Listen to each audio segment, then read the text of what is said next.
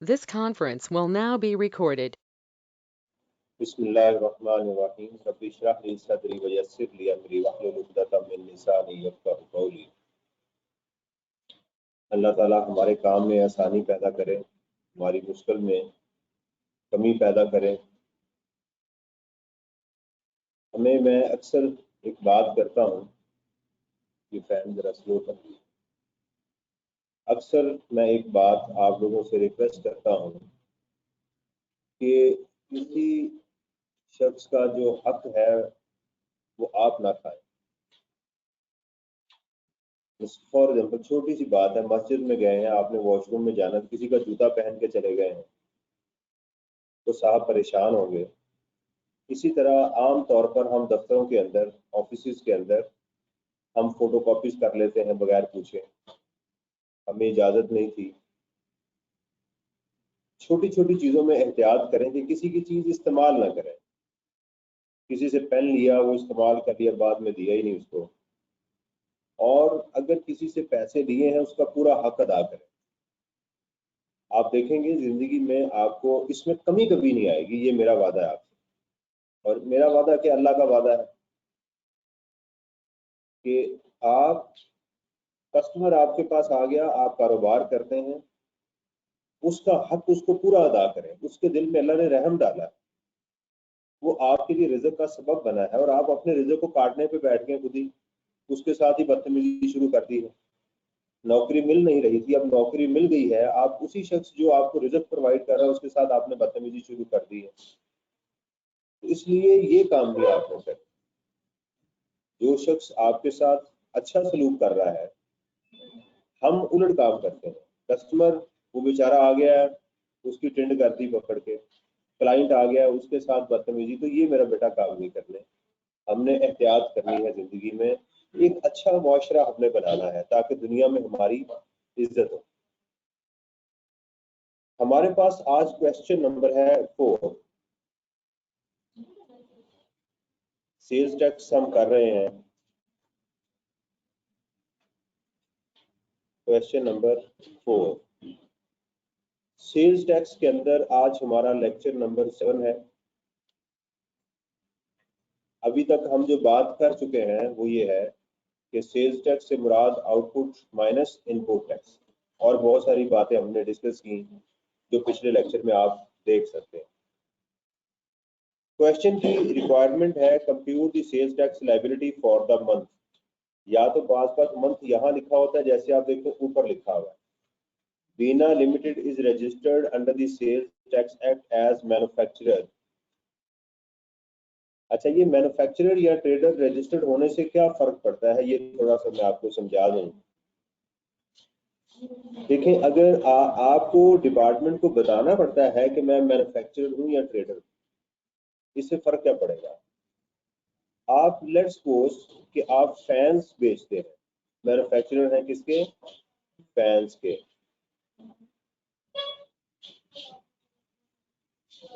और ये डिपार्टमेंट को आपने बात बता दी है।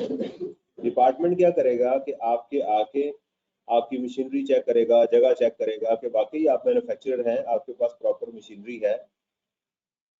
फैंस बनाने के लिए आपने वायर परचेज की, लोहा परचेज किया, राइट, आपने पेंट परचेज किया, बिजली इस्तेमाल की, और इस पे आपने टैक्स दे दिया 10 रुपये, इस पे आपने टैक्स दे दिया 100 रुपया, इस पे आपने दे दिए 30 रुपये, इसके ऊपर आपने टैक्स जो था वो 60 रुपये दे दिया, मिसाल है। हम कहेंगे कि आपकी जो इनपुट है वो हो गई 200। आपने फैन बेच दिया, ये सारी चीजों को इकट्ठा किया तो आपने क्या बना दिया, पंखा। ठीक है, पंखा आपने ये बना दिया, पंखा बेच दिया।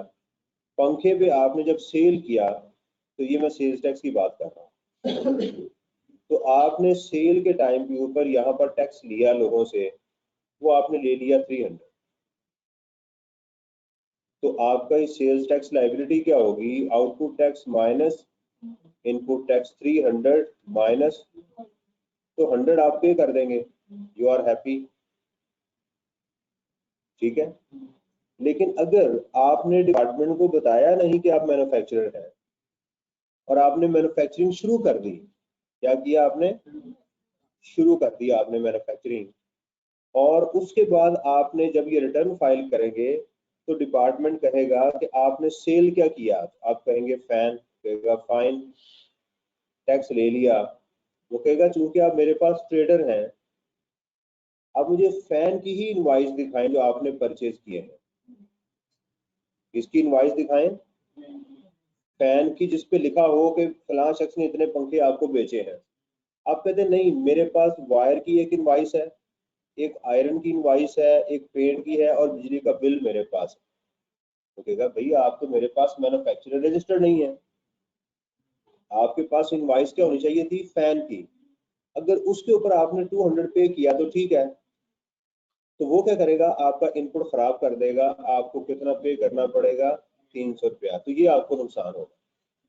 लेकिन अगर आप उसको इनवॉइस देंगे फैन की, ट्रेडर हैं और फैन की ही इनवॉइस दे रहे हैं, तो फिर वो कहेगा ठीक है, कितना टैक्स पे किया जी? मैंने 200 पे किया। तो वो कहेगा बिल्कुल ठीक है, आप 200 पे करें और 100 कर दें, यू आर हैप्पी। अब समझ आइए कि कितना जरूरी है डिपार्टमेंट को बताना कि मैं कौन हूँ, मैं मैन्युफैक्चरिंग करता हूँ या नहीं करता। Is it clear? क्लियर हुई है बात? ये है। पंखा पसंद आया आपको? चले, आजकल ऐसे पंखे नहीं मिल रहे, ये पुराने दौर में बड़े एंटीक हैं ये पंखे, ये जो ले जी। Bina is registered as sales tax manufacturer, they have provided you with the following data for the month of October. Import purchases, क्या समझ आई? इंपोर्ट परचेजेस दो अलग अलग लफ्ज हैं, यहाँ स्लैश होना चाहिए, इंपोर्ट एंड परचेज। परचेज का लफ्ज और है, परचेज का लफ्ज और। वैल्यू ऑफ डॉक्यूमेंट्स रिटायर्ड, ठीक है, इसको अप्रेजल वैल्यू भी कहते हैं और इसको वैल्यू फॉर कस्टम पर्पसेस के लिए भी कहते हैं, ठीक है। Excluding custom duty 20,000। Rate of custom, मैंने कहा कि अगर एग्जाम में कस्टम ड्यूटी इंपोर्ट के साथ गिवन हो तो क्या करना आपने? 20,000 इंटू 1.20, 120% हो गया ना। इससे मुराद क्या है? 120%। यानी या तो ऐसा करें कि 20,000 में इसका 20% कितना बन जाएगा? 4,000 वो ऐड कर लें तो आंसर कितना आएगा? 20। इसका 17% ले लें या इसका 17% ले लेंगे तो आंसर सेम आएगा, करके देखेंगे। 20,000 इंटू 1.2 इंटू 0.17 तो 4,080 और यहाँ पे भी आएगा 4,080। तो ये 1.2 से क्या मुराद है कि इसमें 20% कोई चीज ऐड कर दी गई है। ये कब करना है एग्जाम में? जब ये वैल्यू गिवन हो। अगर एग्जाम में ये वैल्यू गिवन ना हो तो फिर आपने डायरेक्ट इसी का 17% ले लेना है। ये बात ऑलरेडी बता चुका हूँ आपको वैल्यूएशन के अंदर।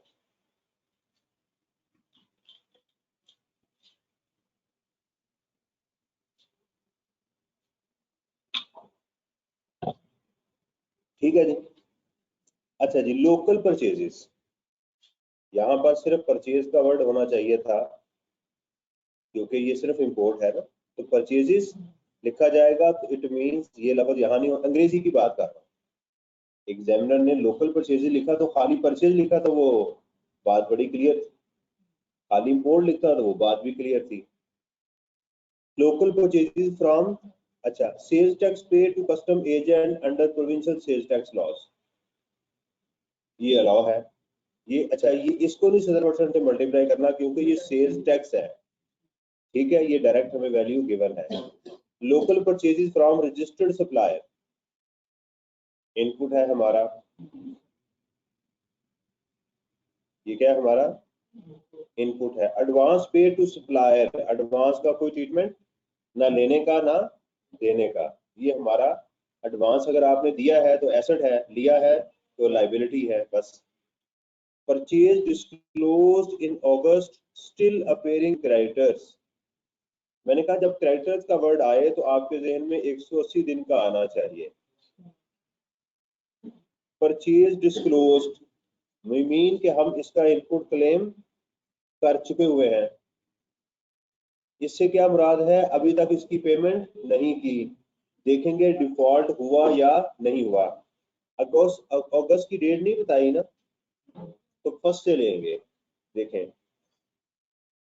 अगस्त, सितंबर, अक्टूबर, नजर आ रहा है कि 180 दिन पूरे नहीं हुए, तो इसका कोई ट्रीटमेंट रिवर्सल नहीं पड़ेगी। इसका हमारे क्वेश्चन में कोई ट्रीटमेंट, ये इंफॉर्मेशन जस्ट हमें टेस्ट करने के लिए थी कि स्टूडेंट इसको करता है या नहीं। अगर डिफॉल्ट होता तो मैंने क्या करना था, अपनी परचेज में से माइनस कर देता, अपनी इनपुट में से, लेकिन फिलहाल इस लाइन पे हमारे क्वेश्चन में नहीं है। During the period Beena limited imported machinery of 50,000 and paid sales tax on it at normal tax rate. Sales tax paid on electricity bill ये है, ये भी हमारा इनपुट आ गया, ये भी हमारा इनपुट आ गया। और आपको एग्जाम में बताया है कि अगर एग्जाम के अंदर डाइवर्सिफाइड सेल हो, एक से ज्यादा सेल हो, क्या हो, तो फिर हमारा वर्किंग वन बनाएंगे। पहले वो परचेजेस, वो एक्सपेंसेस इकट्ठे करेंगे जिनका हमें पता नहीं है कहाँ इस्तेमाल हुए, कौन से, वो तमाम खर्चे जिनका हमें पता, उनको करेंगे। अच्छा, और दूसरा, अगर आपके क्वेश्चन में फिक्स एसेट या मशीनरी वगैरह गिवन हो तो फिर वर्किंग टू में जाके क्या होगा, एक और नया कॉलम बन जाएगा, एक नया कॉलम बनेगा। अब इस क्वेश्चन में हमारे पास क्या है, रॉ मटेरियल भी है और प्लस मशीनरी भी है। अगर हमारे क्वेश्चन के अंदर यहाँ सेल एक ही तरह की गिवन हुई तो फिर क्वेश्चन आसान है, फिर हम डायरेक्ट आउटपुट माइनस इनपुट करेंगे, ये सारी की सारी इनपुट क्या कर देंगे, माइनस कर देंगे। लेकिन अब देखेंगे सेल को, क्या सेल एक तरह की है या एक से, अगर एक से ज्यादा तरह की हुई तो फिर हम क्या करेंगे कि अब पहले हम फिर common input tax, residual input tax, फिर वर्किंग टू और फिर क्वेश्चन की तरफ चले जी। सेल्स टू रजिस्टर्ड पर्सन, अगर कुछ ना बताया जाए तो ये टैक्सेबल होती है, तो ये क्या है हमारी output. Sales to unregistered person, ये भी टैक्सेबल है, ये भी क्या है, लेकिन प्लस इसका हमने फर्दर टैक्स भी लेना है आगे। सप्लाई अंडर इंटरनेशनल टेंडर, ये भी टैक्सेबल है। भाई इंटरनेशनली हमें किसी मुल्क ने कहा कि मुझे चीज सप्लाई करो, इंटरनेशनल डजंट मीन कि इंटरनेशनली मैंने कहीं भेजी है। मुझे इंटरनेशनल किसी मुल्क ने मांगी तो मैंने वहां दी, वो तो एक्सपोर्ट गिनी जाएगी। टेंडर कहते हैं कोटेशन। मुझे किसी मुल्क ने पाकिस्तान के अंदर कुछ चीज, तो ये है लोकल सप्लाई, क्या है ये, लोकल सप्लाई है। लेकिन किसी इंटरनेशनल टेंडर के अंदर मैंने ये सप्लाई दी है, समझ आई है, तो इसका क्या है, नॉर्मल टैक्सेबल गिनी जाएंगी। Sales to registered person of item exempt आ गई, ये क्या आइटम हमारे पास एग्जेम्प्ट आ गई। ऊपर हमें इनपुट का पता नहीं है, तो ये सारे का सारा क्या हो गया, रेजिजुअल। एडवांस रिसीव्ड, कोई ट्रीटमेंट नहीं है। Sales to employee of own manufactured goods, मैंने कहा आपकी चीजें एम्प्लॉई ले जाए, आप खुद घर में ले जाएं, किसी को सैंपल दे दें, कुछ भी हो, इसको हम हमेशा क्या गिनेंगे, टैक्सेबल गिनेंगे। लॉ कहता है कि भाई आप चीजें खुद इस्तेमाल कर लें, आपकी बीवियां ले जाएं, बच्चे ले जाएं, ठीक है, रब्बाना हबला ना मिन अज़वाजिना है ना, अल्लाह ताला ने यही कहा है, ठीक है। तो अज़वाजी ना है हमारी बीवियां, हमारे ज़ौज, तो लफ्ज़ जमा का सीगा इस्तेमाल है। बहरहाल मर्द तो हजरात बड़े खुश हो जाते हैं, लेकिन जब किसी की दो शादियों में उससे जरा पूछें, वो कहता मैं तो पक्का जन्नती हूँ, तो जो मेरी इस वक्त हालत हो रही है।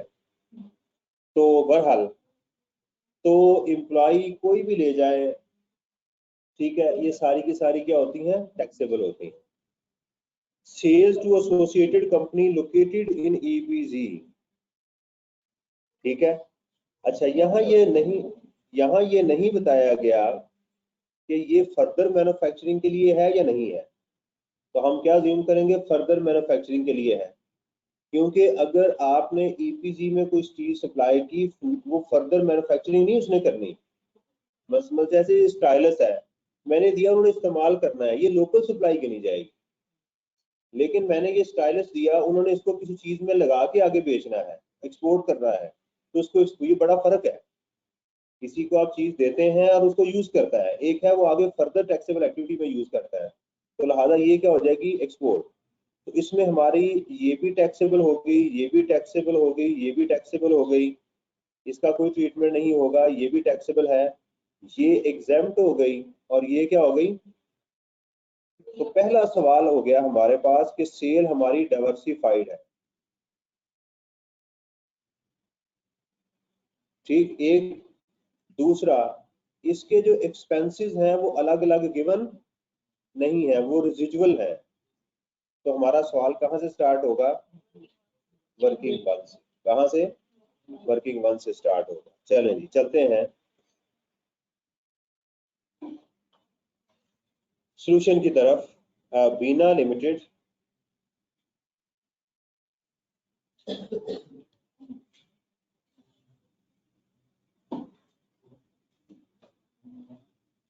computation of sales tax liability।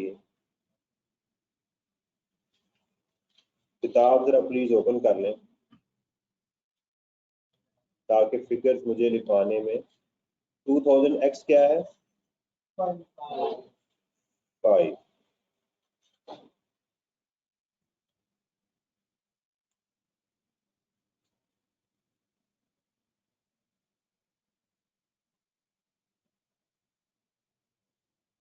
Residual, इसको कॉमन भी कहते हैं, लेकिन टेक्निकल टर्म क्या है, रेजिजुअल। जिसका पता नहीं है बच गया।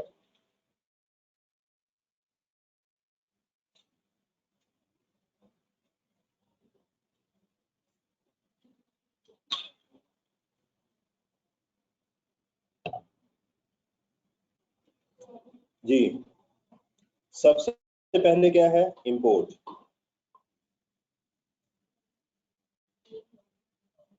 20,000 इंटू 1.20।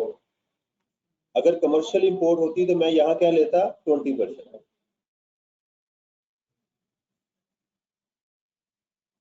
अच्छा जी, उसके बाद क्या है हमारे पास, नहीं कस्टम ड्यूटी बेटा कर दी है ना, कस्टम एजेंट को पे किया है। हाँ, सेल्स टैक्स पेड टू, ये असल में प्रोविंशियल टैक्स है ये। कस्टम 8, पूरा 800, और इलेक्ट्रिसिटी बिल था, परचेजेस थी, purchases from registered person 50,000,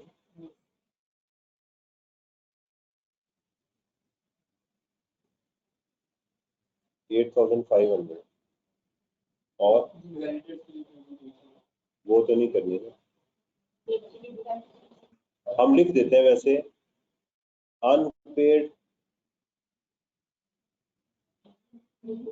amount कितनी है, 15,000 रुपए की। तो ये डिफॉल्ट नहीं है, क्योंकि एग्जामिनर आजकल कहता है show all relevant exclusion and exemption, तो इसलिए हम इसको लिख देते हैं कि हमने ये वैल्यू को कंसिडर नहीं किया हुआ। और क्या था इसमें, नहीं वो अलग करनी है, फिक्स एसेट को अलग करना है, इलेक्ट्रिसिटी को।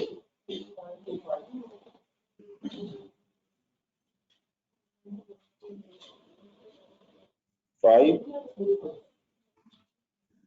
इसके अलावा कोई और कोई नहीं है। ब्रॉड फॉरवर्ड कॉमन में नहीं लिखना, याद रखिएगा, ब्रॉड फॉरवर्ड कॉमन में नहीं लिखना।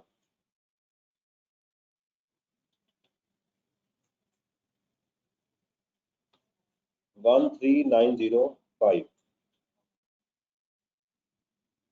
और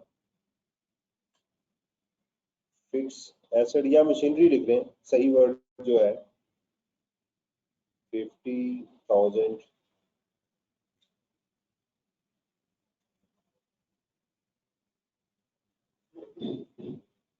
इसकी अपोर्शनमेंट अलग होगी, इसकी अपोर्शनमेंट यानी एक नया कॉलम बनाएंगे। क्यों? क्योंकि इसके साथ 8B का फड्डा है, उसकी लड़ाई है इसके साथ, यहाँ पर एप्लीकेबल नहीं है, इसलिए अलग कर देते। यानी इन दोनों भाइयों की लड़ाई किसने करवाई? 8B ने। यहाँ पर उसने एप्लीकेबल 90% के रूल में होना है, यहाँ पर एप्लीकेबल नहीं, इसलिए इसको अलग किया जाता है, क्योंकि दोनों के ऊपर इसने एप्लीकेबल। 8B किस किस के ऊपर एप्लीकेबल नहीं है? याद करें, 3, 5, 6 FA, ठीक है, 356 FA, इनके ऊपर ये 8B एप्लीकेबल नहीं है। ठीक है, ये कैसे बना? देखें, 3 और 5 कितने हो गए?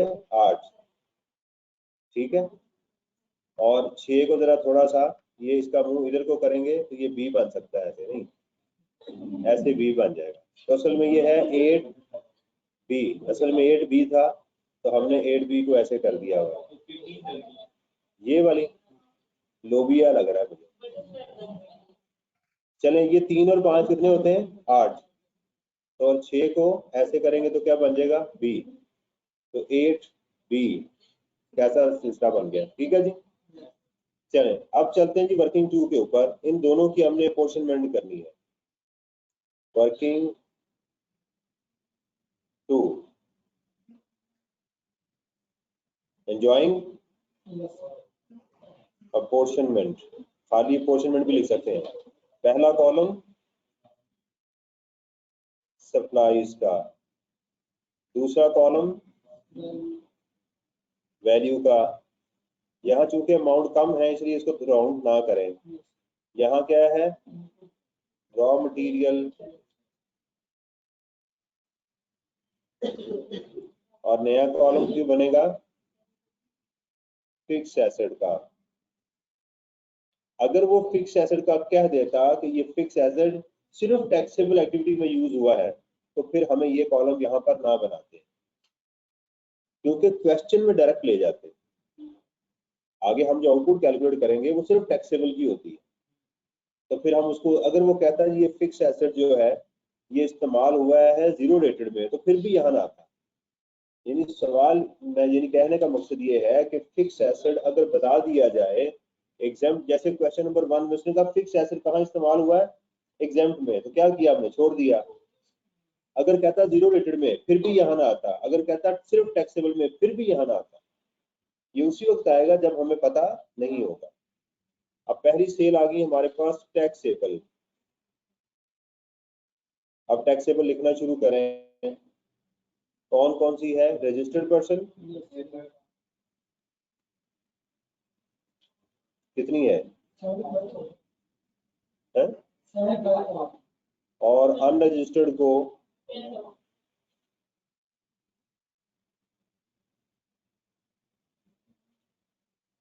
और इसके बाद इंटरनेशनल टेंडर, अंडर इंटरनेशनल 15,000, और एम्प्लॉइज को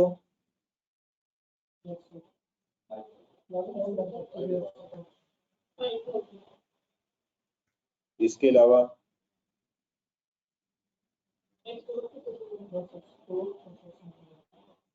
वो तो ठीक है, वो तो जीरो रेटेड है ना, भी लिखनी है, एग्जाम्प्ट भी लिखनी है। ये पूरी हो गई, कुछ सेल्स रिटर्न तो नहीं है।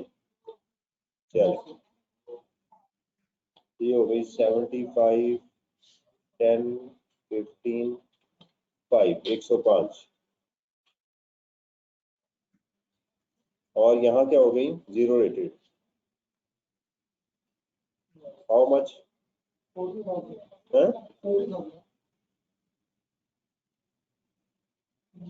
40,000, और एग्जाम्प्ट 5,000।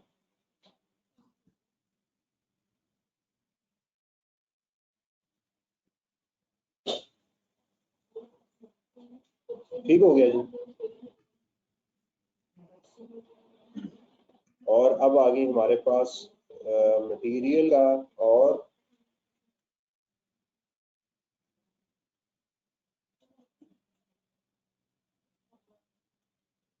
इसका आपने रेफरेंस लिखा बुकिंग 1 और 13,905।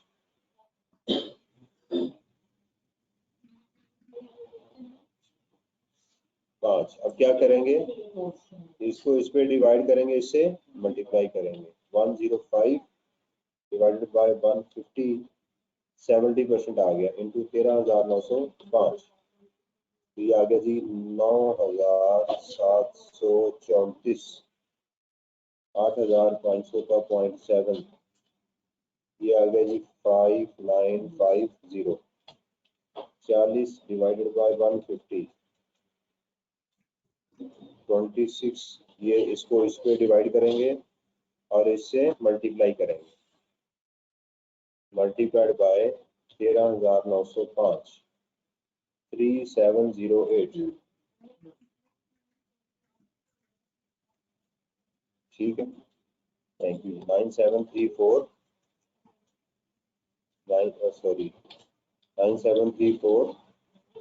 प्लस 3708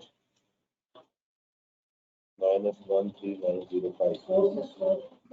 गलत नहीं हो गया? गलत तो नहीं कर दिया मैंने? 9734 प्लस 3708 माइनस 13,905, 463। ठीक है, 40 डिवाइडेड बाई 150 इंटू 8,500। ठीक है, 5950 प्लस 2267, 283। मेरे सवाल में कौन सी अमाउंट जानी है? ये हो जाएगा रिफंड, जो क्वेश्चन के एंड पे लिखेंगे, ये जाया हो जाएगा। मेरा ये इनपुट पहले माइनस करेंगे, ये इनपुट बाद में माइनस करेंगे। असल में ये दोनों अमाउंट मेरी क्वेश्चन में जा रही, यानी ये सारा मेला किन के लिए लगाया था? इनके लिए। असल सारी गेम इनके लिए। Is it clear? अब अगला स्टेप क्या होगा कि ये सारी अमाउंट सारी हमारी एज इट इज आउटपुट में जाएगी और उसकी परसेंटेज अप्लाई करेंगे।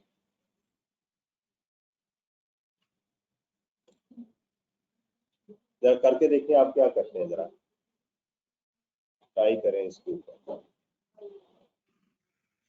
This conference will now be recorded. इसका सॉल्यूशन कैसे करेंगे? आउटपुट टैक्स लिख लिया, फिर आपने क्या लिखना है? इनपुट टैक्स लिख लिया। तरतीब देखें जरा, output tax, input tax. Input tax के बाद यहाँ पर आपने लिखना है और 90% ऑफ द आउटपुट। ठीक है, तरतीब जरा देखिएगा, ये लिख लिया। उसके बाद यहाँ लिखेंगे आप less input tax on fix asset, input tax on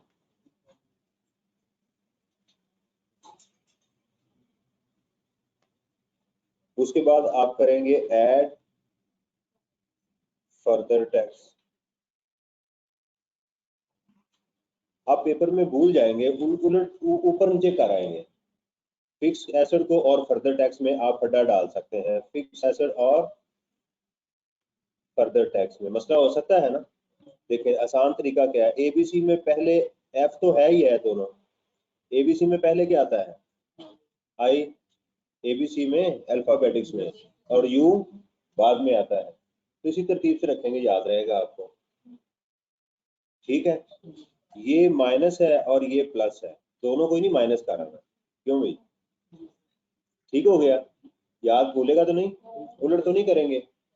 चलो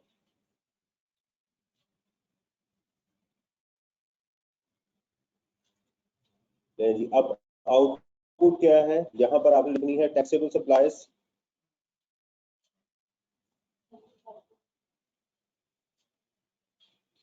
$105,000 इंटू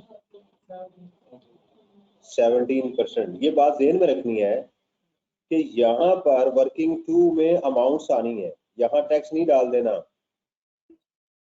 और यहाँ पर टैक्स टैक्स क्यों के ऊपर लिखा हुआ है टैक्स, गलती नहीं करनी, चीजों को सॉलिड रखना है। 17,850। अच्छा जी, उसके बाद क्या है? जीरो रेटेड 40,000 इंटू 0% नील। फिर क्या है? एग्जाम गुड्स 15,000 या 5,000। कोई सेल्स रिटर्न है और वो ऊपर ले चुके होते हैं ऑलरेडी ऊपर, तो डबलिंग नहीं करनी फिर बाद में। ऊपर हम ऑलरेडी ले चुके होते हैं। 17,850। इनपुट टैक्स क्या है जी हमारा? Residual 1, residual input tax 13,905। बेटा नहीं, ये वाली अमाउंट पहले लेनी है ना। 9734 9734। ये मैं इधर लिख देता हूँ 9734 और इसका यहाँ रेफरेंस दे देते हैं वर्किंग 1। अच्छा मुझे ये बताइएगा कि ब्रॉड फॉरवर्ड है पिछले महीने का? कोई स्पेसिफिक नहीं है, लिखेंगे और 90% ऑफ दी। मैं पर ये जगह छोड़ के ज्यादा समझाने के लिए 17850 16।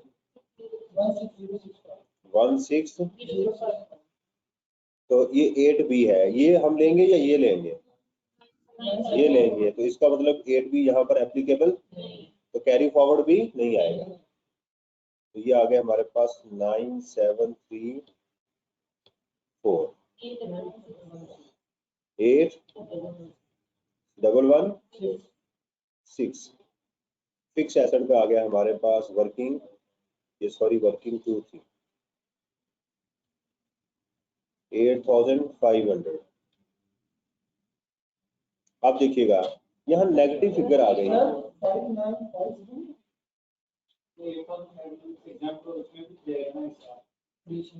तो 8,500 आपने पूरा फिर क्यों लिखा है अगर वो जाना है? वर्किंग जो आप रेफरेंस जो दे रहे हैं कितना है? 5।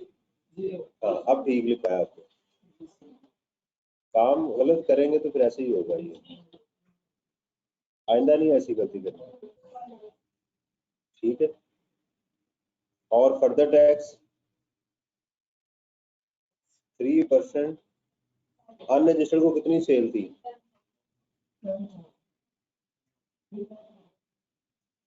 कितना आ जाएगा? 300।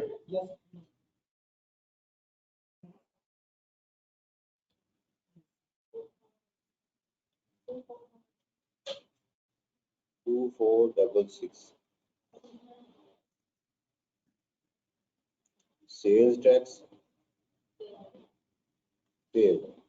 अच्छा 8B लगा तो फिर कैरी फॉरवर्ड नहीं होगा। तो अब आ जाएगा सेल्स टैक्स रिफंड।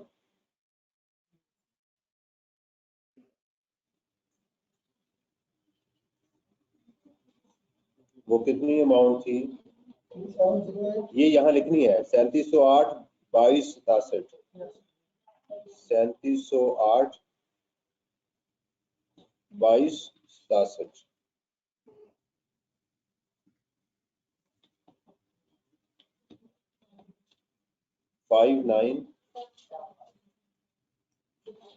ये हमारा क्वेश्चन कंप्लीट हो गया। क्वेश्चन में, इस क्वेश्चन में फिक्स एसेट आ गया, क्वेश्चन नंबर 1 में भी था लेकिन वो स्पेसिफिक था, ये कॉमन था। इसमें इंपोर्ट आ गई, कस्टम ड्यूटी आ गई और सर्विसेज पे टैक्स भी आ गया। इसमें हमारी लोकल सेल भी आ गई, ईपीजी को भी आ गई और एग्जाम की भी आ गई। तो एक कॉम्प्रिहेंसिव क्वेश्चन हमारे पास आ गया। ठीक है जी, आगे चलें।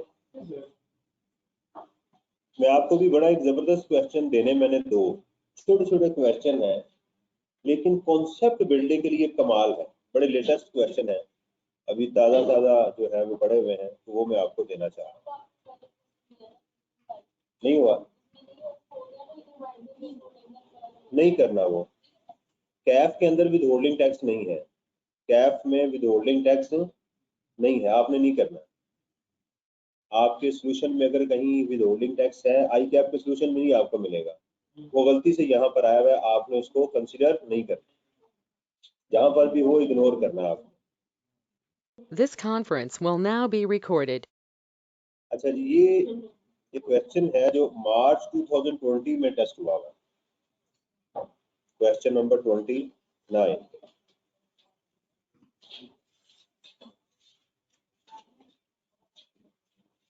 ये आपको वहां क्वेश्चन मिलेगा जहां एक से ज्यादा लोगों की टैक्स लायबिलिटी मांगी गई है।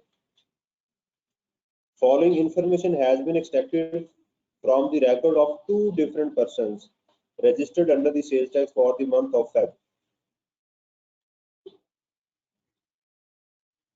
ठीक है, अब जरा इस क्वेश्चन को देखिएगा। मिस्टर टी अलग है और मिस्टर एस अलग है। ये मजा तब आएगा अगर आप इस क्वेश्चन को करें। एक ये क्वेश्चन है, बड़ा सोच समझ के आपने इस क्वेश्चन को करना है। उसके बाद इसी टाइप का एक और क्वेश्चन उसने दोबारा टेस्ट किया। देखिए मैं इसलिए कहता हूँ, जितने पास पेपर आप करेंगे उतना पेपर आपके लिए ओपन बुक बनता जाएगा। अब ये क्वेश्चन देखें और दोबारा आपको मैं क्वेश्चन दिखाता हूँ।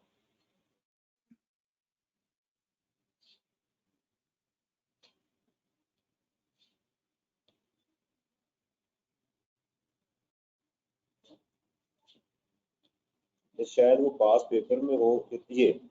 ये देखिएगा, ये देखिए मार्च 2019 में है ना, और वो कब आया? मार्च 2020 में। स्टाइल तकरीबन आपको मिलता जुलता नजर आएगा। ये देखिए स्टाइल तकरीबन आपको मिलता जुलता नजर आएगा। वो 13 नंबर का था, ये 15 नंबर का है। वहां 2 लोग थे, यहाँ कितने हैं? 4। ठीक है, आपने करना ये है, प्लीज ये भी असाइनमेंट है आपकी। क्वेश्चन नंबर 27 प्लस 29, ये 2 क्वेश्चन आपकी असाइनमेंट है आज की। 100% गलत करें सवाल को, नो प्रॉब्लम। मैं कहता हूँ 100% गलत करें, बेसिक कॉन्सेप्ट पे जुड़े रहें, फिर देखें मैं गलती क्या की है। क्यों आपको असाइनमेंट दे रहा हूँ? इसलिए ताकि अनसीन क्वेश्चन को करने की आदत डालें। इससे आपके अंदर फियर खत्म होगा कि मैं चल सकता हूँ, मैं चल सकता हूँ, खुद भी चल सकता हूँ। मैंने अपने बेटे को ना स्विमिंग जब सिखाई ना, तो उसको स्विमिंग पूल के अंदर मैंने ऐसे हाथ से रखे हुए थे, उसको कहा चलो अभी हाथ पांव मारी जो जैसे भी मारने। वो करता रहा करता रहा करता रहा, मैंने ऐसा ऐसा हाथ छोड़ दिए। तो फिर थोड़ा सा हुआ, फिर वो डूबने लगा, थोड़ा सा उठा लिया। तो ये एक टीचिंग स्टाइल होता है कि मैं कुछ क्वेश्चन करूं और कुछ आपसे खुद कहूं, तुम भी हाथ पांव मारो। क्योंकि पेपर में 100% क्वेश्चन तो आपको नहीं मिलना, राइट? बेसिक देखिए, आज 7वां लेक्चर है, 7 घंटे से ज्यादा हमने सेल्स टैक्स पर सीख लिया, पढ़ना तो ज्यादा होना चाहिए। तो इसके साथ फिर आपका कॉन्सेप्ट क्या बना कि आपको शेड्यूल की समझ आई, फिक्स एसेट की समझ आई, बेसिक वो जितने कॉन्सेप्ट हैं इन 2 सवालों में अब उसके बेसिक्स यूज हुए। तो I have a good request, strong request कि प्लीज इसको लाजमी करें। ठीक है, अच्छा अब चलते हैं हम अपने उसी हार्ड रूल्स के ऊपर, उनको साथ थोड़ा सा वो भी पढ़ते जाएं ताकि वो चीज हमारी रह ना जाए। कौन ग्रुप में एड्स नहीं है? मैं अगर ये आपको ग्रुप में, व्हाट्सएप ग्रुप में ना मिले तो गूगल ड्राइव में मैं डाल रहा होता हूँ। गूगल ड्राइव का मकसद ही एक है ताकि कोई बंदा लेट आया है, उसको कोई नोट्स नहीं मिल रहे, तो वो बजाय स्क्रॉल डाउन करे वो गलत चीज डाउनलोड कर ले। तो ये चीजें मैं वहां डाल देता हूँ। वो ओपन सोर्स है, जो चाहे वहां से डाउनलोड कर ले। ठीक है, ले जी 17 तक हमने कर लिए थे। आज उससे आगे चलते हैं कि हमारे जो बेसिक रूल्स हैं वो क्या क्या है और वो कैसे हैं। अच्छा, ये रूल्स पढ़ने के बाद हमारे जो सेल्स टैक्स के बहुत सारे पेजेस खुद ही याद हो जाएंगे, राइट? ये क्या है? शॉर्टकट है सेल्स टैक्स को याद करने का। चलें जी, ये मैं कल कलर चेंज कर लूं, फिर आपके साथ इसको मैं डिस्कस करता हूं। जहां इशू आए मेरे से पूछते रहिएगा। इनपुट टैक्स 18वां पॉइंट है जी हमारा। Input tax shall be claimed if the supplier of goods has paid the tax to the FBR. ये बता चुका हूं, क्रेस्ट वाला याद आया पॉइंट। यानी आपका जो सप्लायर है उसने ये इनवॉइस शो करनी है इस महीने, अगले महीने की 10 तारीख तक एनेक्जर सी में जाके। एनेक्जर, ये एनेक्जर सी भूल जाता है, ये कैसे याद रखना है? देखें, आउटपुट अच्छी चीज है बुरी चीज है, वैसे सोचें। बुरी चीज है ना, इससे टैक्स लायबिलिटी बढ़ती है। इनपुट अच्छी चीज है, जितना इनपुट बढ़ता जाएगा टैक्स लायबिलिटी कम होती जाएगी, ऐसे ही है ना। तो हम पंजाबी में कहते हैं, पंजाबी में क्या कहते हैं कि बंदा जो है जब पेमेंट करने लगा है तो सीसी कर रहा है। ये क्या कर रहा है? सूसू नहीं, सूसू और चीज होती है, सीसी कर रहा है वो, यानी तकलीफ में है वो। किसमें है? तकलीफ में है। तो इस नेक्जर का नाम क्या रखा गया? नेक्जर सी। इसमें बंदा सीसी कर रहा होता है, तकलीफ में है। ठीक है, ये हो गया। दूसरा तरीका भी है, सी है ना, एक सी और लगा दें और पी लगा दें तो ये आउटपुट बन जाएगा। ठीक है, सी सी मैंने कहा ना, दो सी हो गए, एक सी इधर को, एक सी इधर को, दो सी मिलके ओ बन गया। आउटपुट के साथ सी का ताल्लुक है, इसने शो कर। अगर उसने शो नहीं किया तो मैंने क्या कहा हुआ है, फिलहाल 1 महीने में आपको मिल जाएगा। इसको कहते हैं क्रेस्ट डिस्क्रिपेंसी। क्या बोलते हैं? तो प्रोविजनली अलाउड है। ये क्या है? आरजी तौर पर अलाउड है, प्रोविजनली। आई कैब में ये सोल्यूशन आया हुआ है, क्वेश्चन आया हुआ है। उसने कहा जी क्रेस्ट discrepancy due to the invoice by the supplier is not disclose. तो आप उसको इनपुट लिखेंगे, आप लिखेंगे और कहेंगे provisionally allowed. Input can only be claimed if goods are used in taxable activity. ये कहानी कई दफा दोहरा चुका हूं। यानी आप उसके एंड कंज्यूमर नहीं है, आप उसके एंड कंज्यूमर। 3 चीजें मैंने बताई एंड कंज्यूमर वाली, वो क्या थी? Fix asset, fork lifting vehicle और फिजिकल इलेक्ट्रॉनिक रजिस्टर। 3 चीजें मैंने बताई थी। इसके बेशक आप एंड कंज्यूमर हो, लेकिन आप इसका इनपुट क्लेम करेंगे, लेकिन इसके ऊपर 8B एप्लीकेबल नहीं है, इसके ऊपर 90% की रिस्ट्रिक्शन नहीं लगनी। साथ साथ बता रहा हूं, दोनों पॉइंट हो गए। Goods services are taxable, input tax shall not be claimed against exempt goods. सोचने की जरूरत ही नहीं है, एग्जेम्प्ट गुड्स के अगेंस्ट आप इनपुट क्लेम नहीं कर सकते। Input tax shall not be allowed on fake invoices, invoices in the name of other person. Invoice आपके नाम पे होनी चाहिए। हाँ, सिर्फ बिजली का जो बिल है ना, उसका मैं बता देता हूँ। आप किसी घर के अंदर किराए पे रहते हैं,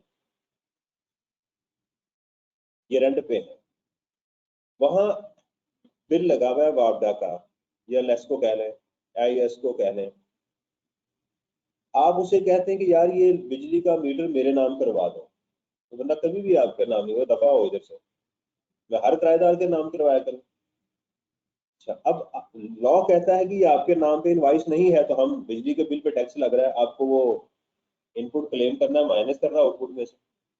आप ये काम करें कि वापडा वालों को रेंट एग्रीमेंट भेज दें और उसे कहें कि नाम तो बशीर का रहने दो नाम, लेकिन इसके नीचे जो एनटीएन है ना वो मेरा लिख दो, या STRN जो है वो तुम मेरा को लिख देंगे। इसमें वापडा को कोई प्रॉब्लम, फिर आप कर सकते। और एक और चीज भी मैंने बताई है कि आपके यूटिलिटी बिल्स होते हैं उनका सेल्स टैक्स एक्रूवल बेसिस पे अलाउ नहीं होता। अगर एग्जाम में लिखा हो electricity bill right received but not paid, तो आपने उसका इनपुट नहीं लेना। अगर लिखा जाए goods received but payment is not made, उसको ले लेंगे, क्योंकि गुड्स जो है वो आप उधार पे ले सकते हैं, और उसका शर्त क्या है? इनवॉइस होनी चाहिए। शर्त क्या है? अगर वो कहे goods received payment is made but invoice is pending, तो आप उसको फिलहाल छोड़ दें, डिसअलाउ नहीं है। अगले महीने को क्लेम करना, 6 महीने आपके पास। ये हो गया 21वां पॉइंट। 22वां, payment against supply value exceeding 50,000, ये बैंकिंग चैनल आ गया। इनकम टैक्स में याद करें सेक्शन 21 के अंदर हमने बात की थी कि आप पेमेंट 2.5 लाख से ज्यादा जो है अगर आपका बढ़ गया और उसमें कोई ट्रांजैक्शन आपकी 25,000 से ज्यादा होगी तो आप बैंकिंग चैनल से करेंगे। यहाँ लिमिट है 50,000 की पर ट्रांजैक्शन, पूरे साल की नहीं। आपने 45,000 की मिस्टर ए से सप्लाई खरीदी है, पेमेंट कैश के थ्रू कर दें, दोबारा खरीदी फिर कैश में कर दें। लेकिन किसी से भी 50,000 रुपए की अगर आप परचेज करेंगे, मासवाए बिजली के बिल वगैरह, गवर्नमेंट पेमेंट की बात नहीं कर रहा, तो आपको पेमेंट कैसे करनी है? बैंकिंग चैनल के थ्रू करनी। क्या करनी है? Must be paid, payment against supply value exceeding 50,000 must be paid through banking channel if payment is made in kind and cash then 50% limit is not applicable. ठीक है, अगर आपने पेमेंट इन काइंड करी है, कोई चीज बेच दी है, अगर उसके अगेंस्ट दे दी है, वहां पर लिमिट नहीं एप्लीकेबल। मिसाल के तौर के ऊपर आपने पॉलीप्रोपिलीन खरीदा और आप एयर कंडीशन बनाते हैं और आपने उसके अगेंस्ट एयर कंडीशन उनको दे दिए 5 लाख रुपए के, तो यहाँ ये लिमिट नहीं है, क्योंकि आप पेमेंट कैश में कर ही नहीं रहे। वो सिर्फ उस सूरत में होगा अगर कैश में कर रहे हैं और क्या है कि 50,000 से ज्यादा है, फिर आपने बैंक के थ्रू करें, क्रेडिट कार्ड के थ्रू नहीं, अपने अकाउंट से। ये बैंक से क्या मुराद है? देखें, सेल्स टैक्स के अंदर आपको एक मैं चीज बता दूं कि आपके लेट्स सपोज, जैसे मिसाल लें हम नेस्ले की, नेस्ले के पाकिस्तान में 100 अकाउंट है, 100 अकाउंट है, अलाइड बैंक, मुस्लिम बैंक, मुख्तलिफ जगहों पर है। जब आप ये सेल्स टैक्स में रजिस्टर्ड होंगे ना, तो सेल्स टैक्स वाले कहेंगे जी हम आपके बाप के मुलाजिम नहीं कि आपके 100 अकाउंट देखते हैं, हमें चंद अकाउंट बता दें जिसके थ्रू आप सेल्स टैक्स की ट्रांजेक्शन करेंगे। आप उनको 20 अकाउंट दे रहे हैं, वो कहते हैं जी ठीक है। अब आपने जितनी ट्रांजेक्शन करनी है लेने की और देने की, बाइंग एंड सेलिंग इन्हीं बैंक के थ्रू करनी है, इसको कहते हैं बैंकिंग चैनल। अगर अच्छा, हालांकि आपके बाकी 80 अकाउंट्स भी आप ही के हैं, आप ही के हैं, लेकिन आपने अब उनके थ्रू सेल्स टैक्स की ट्रांजैक्शन नहीं करनी। अकाउंटिंग में ये नहीं होता, अकाउंटिंग जो इनकम टैक्स है, इनकम टैक्स के अंदर इसको डिक्लेयर करने की जरूरत नहीं होती, बस वो आपका नाम का टाइटल होना चाहिए। सेल्स टैक्स में ये जरूरी होता है कि आप सेल्स टैक्स वालों को अपने अकाउंट के नंबर दें कि भाई ये मेरे हैं, इनके थ्रू आपको करना चाहिए। समझ आ गई? इसको कहते हैं बैंकिंग चैनल। बात समझ आ गई? क्योंकि अभी तक हमने जितने क्वेश्चन किए, कहीं पर भी उसने ये नहीं कहा कि पेमेंट कैसे की गई, तो पॉजिटिव अजम्पशन लेते हैं पेपर में कि पेमेंट बैंकिंग चैनल के थ्रू ही की गई है, नेगेटिव अजम्पशन के साथ उसको नहीं करते। Common input tax can be allowed on proportional basis, मत मार दी हमने अभी तक इसकी। Input tax is restricted up to 90% of the output tax, exception in case of fix asset. अच्छा, आपकी किताब के ऊपर एक पेज होगा, उसका नंबर मुझे बता दें, दिखाइएगा, मैं ताकि यहाँ मेंशन कर दूं, इसकी सेक्शन आपने याद करनी है, ये बहुत इंपॉर्टेंट है जी। मैं पेज का रेफरेंस लिख देता हूँ यहाँ पर, आपने उसको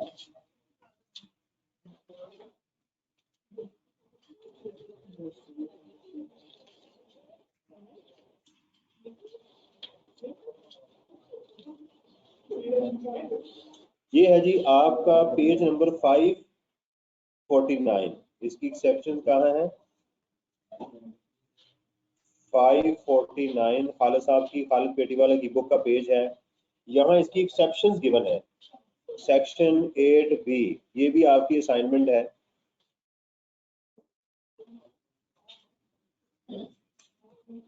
इसको कल आपको मैं समझाऊंगा, अभी मजीद, अभी सिर्फ आपने रीड करना है पेज 549 किताब का सेक्शन 8B।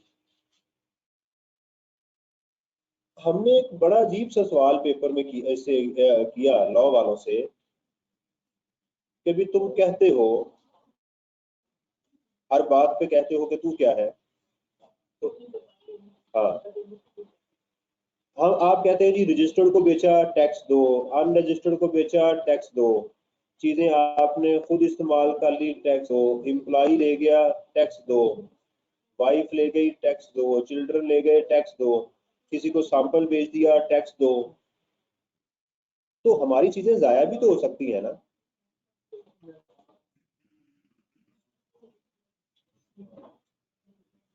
इसका हमें सवाल का जवाब चाहिए, इसका जवाब दो, इसका क्या करें। मैंने चीजें खरीदी, सवाल यह है मैंने चीजें खरीदी 1 लाख रुपए की, टैक्स मैं दे चुका हूं, इस पे 17%, मेरी टोटल पेमेंट हो रही है 1,17,000 रुपए की। ये चीजें डिस्ट्रॉय हो गई, जाया हो गई। लाहौर से कराची के लिए माल जा रहा था, रास्ते में एक्सीडेंट हो गया, खुदा ना खासा, ये सारी चीजें जाया हो गई। ये जो मैंने सेल्स टैक्स पे किया है, क्या ये मेरा इनपुट टैक्स है या नहीं है, ये है सवाल। ये मेरा इनपुट टैक्स है या नहीं है। दूसरी मैंने एक और चीज भी सवाल किया कि भाई मेरी कुछ ऐसी चीजें भी होती हैं जो एक्सपायर हो जाती हैं। फर्नीचर तो नहीं एक्सपायर होता, क्यों होता है? ये मेरे ग्लासेस एक्सपायर नहीं होंगे। कुछ ऐसी होती है जिनको पेरिशेबल आइटम्स कहते हैं।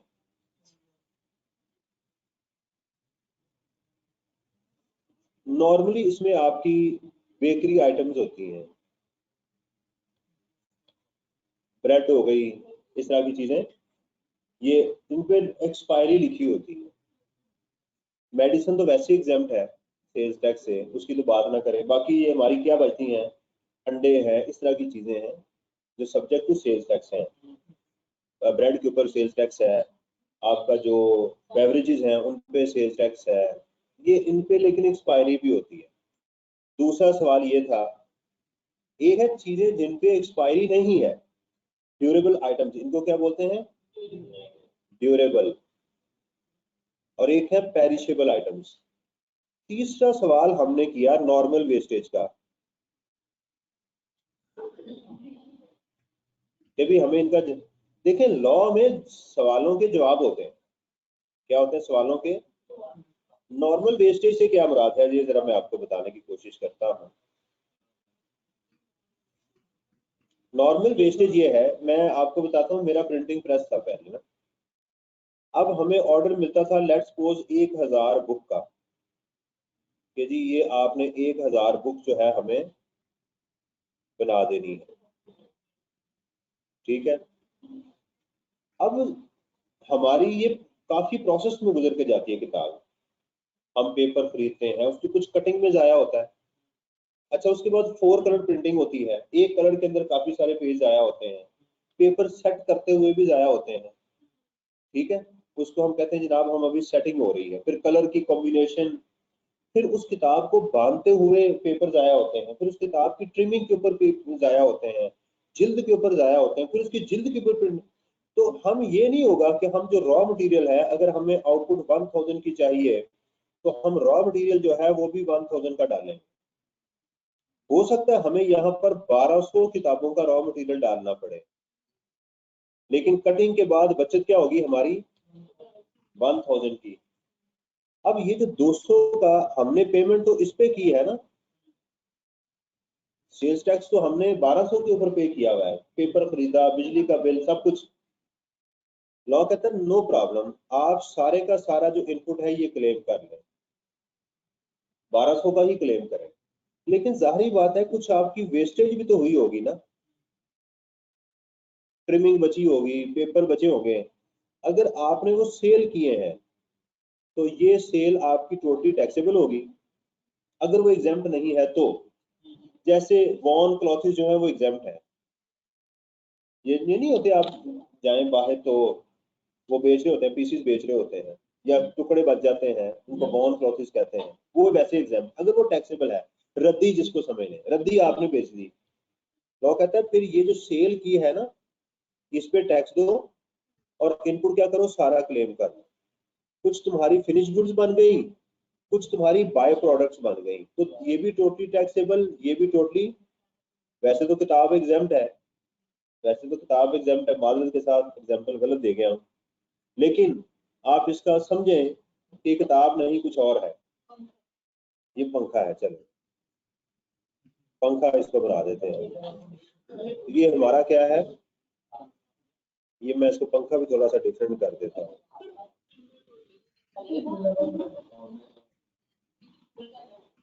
हाँ जी, इसीलिए इसकी प्राइस ज्यादा है। जब फूल की तरह पंखा जो है ना, वो कहते हैं मेरा फूल, बच्चे को कह रहे होते हैं, वो फूल बड़ा हो गया जनाब पत्थर मार रहा होता है अपने माँ बाप को। ये बात आप समझ आई? तो 3 सवालों के हमें जवाब चाहिए। अच्छा, एक ये भी होता है कि ये जो गुड्स हमारी जाया हो जाती हैं, बाज़ बात इंश्योर्ड भी होती हैं, तो इसका क्या होगा? अरे तेरा क्या होगा कालिया, तो अब क्या होगा? अगर ये गुड्स इंश्योर्ड नहीं है तो फिर देखें सारों, हर सवाल का जवाब चाहिए। अगर गुड्स इंश्योर्ड है, फिर इंश्योर्ड नहीं है, फिर पेरिशेबल आइटम है, खुद ही एक्सपायर होकर जाया हो गई हैं, नॉर्मल वेस्टेज है, इन सवालों के जवाब चाहिए वेस्टेज के। अब उसकी तरफ आते हैं कि हमारे इनके क्या क्या जवाब हमें मिल रहे हैं।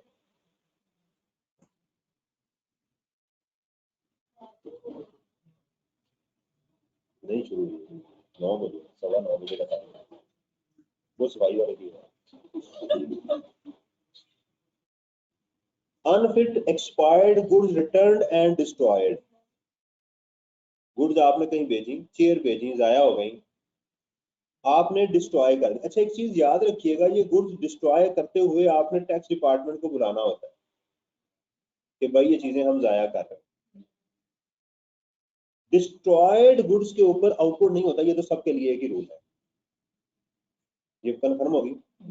गुड्स अगर डिस्ट्रॉय हो जाए तो वो आपकी आउटपुट नहीं होती, ये बात याद रखें। हमें मसला सिर्फ इनपुट का है, गुड्स डिस्ट्रॉय हो गई, मसला आउटपुट का नहीं है। भाई आउट में कैसे, आउटपुट मैंने बेची नहीं, वो तो जाया हो चुकी हुई है, बिकी नहीं है, सबूत देना पड़ेगा आपको। वो डिपार्टमेंट को बुलाएं और उसे कहें कि भाईजान ये कुर्सियां हैं, मैं इनको आग लगाने लगा। राइट, मुझे याद है कि मैं एफसी कॉलेज में पढ़ता था, तो एक गोल्ड लीफ का ट्रक गिर गया उसमें नहर में, तो वो सारे आके ना बैठ गए। वो हम लोग जो थे शरारती थे, हमें आदत पड़ी होती है चीजें ऐसे, गन्ना जा रही है ट्राली तो गन्ने खींच लेने उसमें से, अपना हक समझ के, जाते जाते पिनट वाला खड़ा है तो वहां से मूंगफली उठा के खा लेनी है, और भी क्या है तेरा, वो कहेगा लड़त तेरे ऊपर भी, आपने खड़े होकर मूंगफली खरीदनी है, साथ साथ खाई भी जाना है। ऐसे ही होता है ना, हमारी आदत होती है। तो हम लोग, मैं तो सिगरेट उस वक्त नहीं पीता था, वो मेरे जो दोस्त थे उन्होंने वो ऊपर ऊपर से ट्रक सारा था ना गिरा हुआ, ऊपर वाले कुछ हिस्सा बचा हुआ था, तो वो ऊपर से ना वो उतारी जा रहे थे। अच्छा, वो कंपनी वाले आके बैठ गए, तो मुझे अभी तक याद है, मैं हैरान हो रहा था क्योंकि मैं तो एफएससी कर रहा था, तो मुझे क्या पता टैक्स वालों का क्या होता है। वो निकाल नहीं रहे थे ट्रक को, तो वो कहते थे यार आपकी मेहरबानी में टैक्स वाले आ रहे हैं, तो जरा वेट कर लो ना यार, ऐसे करो। तो हम कह रहे थे कि ना तुम निकाल रहे हो ना हमें निकालने देते हो, या तो तुम निकालो, पानी पड़ रहा, सारे जाया हो रहे हैं, लेकिन वो बैठे हुए थे।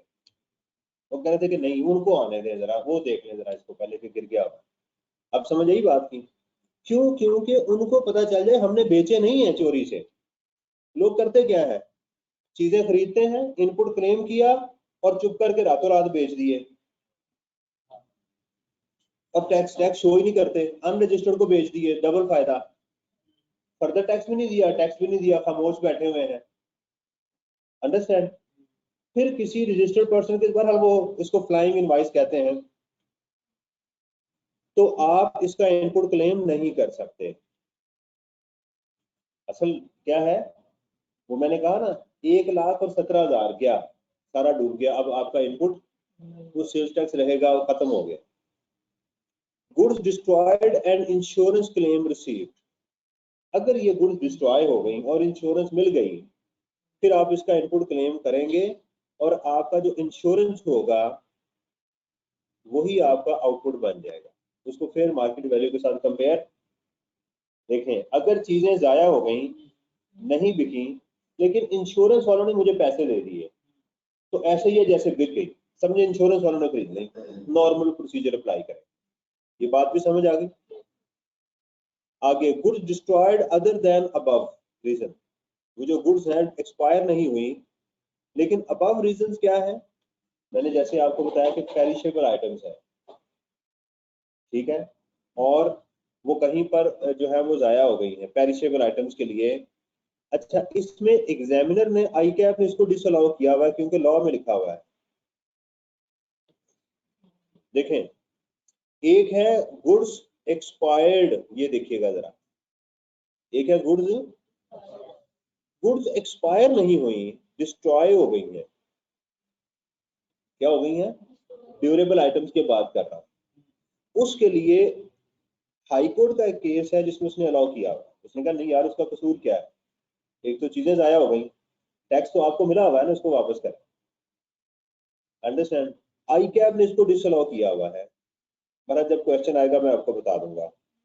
Normal wastage during the production input बनेगा। ये मैं नॉर्मल वेस्टेज की आपको एग्जांपल दे दी किताबों वाली जो थी। Wastage during the production and sold, वो जो चीजें आपने बाय प्रोडक्ट्स बेची हैं तो उसका भी इनपुट क्लेम करेंगे, और जो बाय प्रोडक्ट है वो आपकी सप्लाई बन जाएगी। एक लॉ ने और एक्सेप्शन दी है, वो सिर्फ कंपनीज के लिए है। किसके लिए है? मैन्युफैक्चरिंग पेरिशेबल फूड आइटम्स, ठीक है। इसकी मिसाल ले लें, हलीब की मिसाल ले लें, ये बेकरी की आइटम किसकी आती हैं? गोरमे की मिसाल ले लें, ये बनीज वगैरह भी तो आती है ना, ये इन सब कंपनियों की मिसाल। लेकिन ये कंपनी होनी चाहिए, अगर कोई इंडिविजुअल या AOP काम कर रहा है उसके लिए नहीं है। Having an expiry date if such items are returned on account of being unfit, और रोज मैं देखता हूँ वो लेके जाते हैं, वो सुबह सुबह आते हैं और वो चीजें उठा के ले जाते हैं। For consumption and then destroyed, वो जाया की हुई चीजें वो फेंक देते हैं, उनको इनपुट मिल जाएगा। ये एरिया कुछ ट्रिकी है, चलिए मैं इसको सम करूं।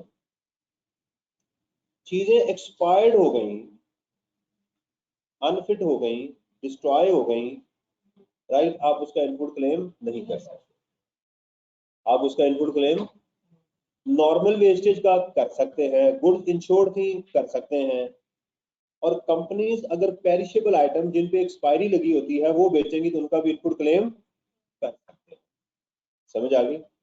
ये चीज जरा आपने जहन में रखनी है, और पेपर में 3-4 क्वेश्चन में आपको गुड्स डिस्ट्रॉय का ये इशू मिलेगा। अच्छा, अब सवाल ये है कि अगर गुड्स मैंने जब खरीदी उस वक्त ठीक थी, बाद में डिस्ट्रॉय हुई है और उसका इनपुट मैं क्लेम नहीं कर सकता, तो रिवर्सल डाल दें। दोबारा सुन लें, मैंने चीजें खरीदी जनवरी में थी, वो डिस्ट्रॉय जाके मार्च में हो रही है, इसका जनवरी में मैं इनपुट जो है वो 17 रुपए क्लेम कर चुका हूँ, माइनस कर चुका हूँ मैं, और वो चीजें डिस्ट्रॉय हो गई, अनफिट थी, एक्सपायर्ड हो गई।